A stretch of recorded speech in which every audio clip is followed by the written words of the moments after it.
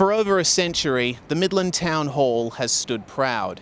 The area around it, though, has transformed, and it's easy to forget what built a place like this. Well, Matthew Pavlinovich wants to make sure you remember.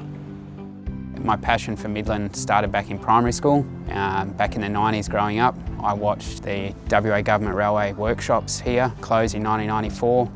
That gave me the passion for Midland and the local area. Matthew created the Facebook page Remember Midland in 2013. 4 years later, he took the next step. I was going to create the Midland and Districts Historical Society because the area lacked that. We didn't have our own historical society here. From there, I put the feelers out and we had an initial meeting. We got 80 people to our meeting, and from there, our society was formed. I met Matthew down at a special site, the old railway workshops. The West Australian Government Railway workshops were established in 1904 and they were in operation until 1994, so a period of 90 years. There was a shortage after World War II of workers, so they put advertisements in papers in Europe and they attracted migrants over. They were given accommodation just out of Midland in Wexcombe.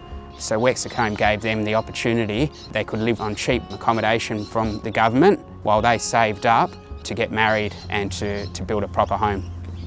The suburb of Stratton was built over Wexcombe in the 1970s, and all traces of it were thought lost. But recently, remains of old houses were discovered on the Talbot Road Bushland Reserve. Matthew then started a petition to preserve and recognise the remains. Our own society members supported it, the local community supported it, plus we had former WA Government Railway workshop workers support the issue as well. So the support to get Wexcombe recognised was quite widespread.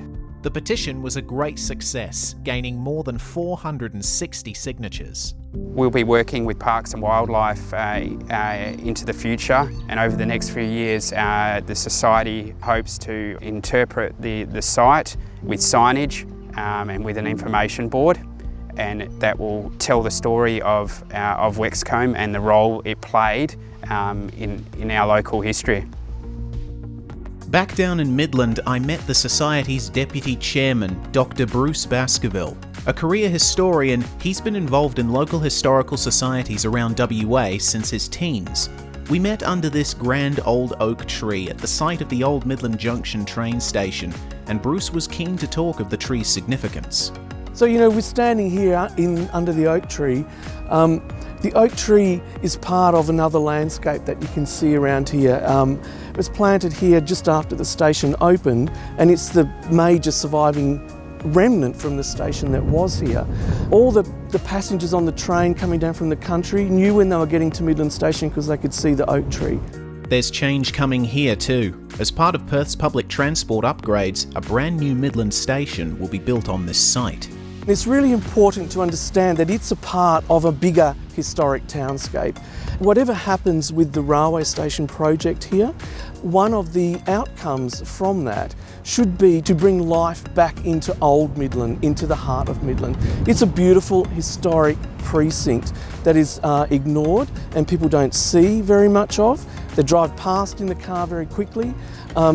But it is something that has value itself, in its own self, as something that's a beautiful place. It's a walkable scale. You can just go around and take in the character and the atmosphere. It's not very big, but it relates directly to the railway station project here. And as the town continues to push to the future, Dr. Baskerville wants to keep acknowledging the history right in front of us. With a lot of new development around, sometimes it's very hard to see the past, but when you really look and you understand that the landscape itself and the buildings within it are documents that we can read, and that is critical to the practice of local history. The places we visited have fallen quiet in recent years, but Matthew, Bruce and company have shown that if you make some noise, the voices of the past will join you in being heard. Let's see what the next 125 years brings for this historic area of WA.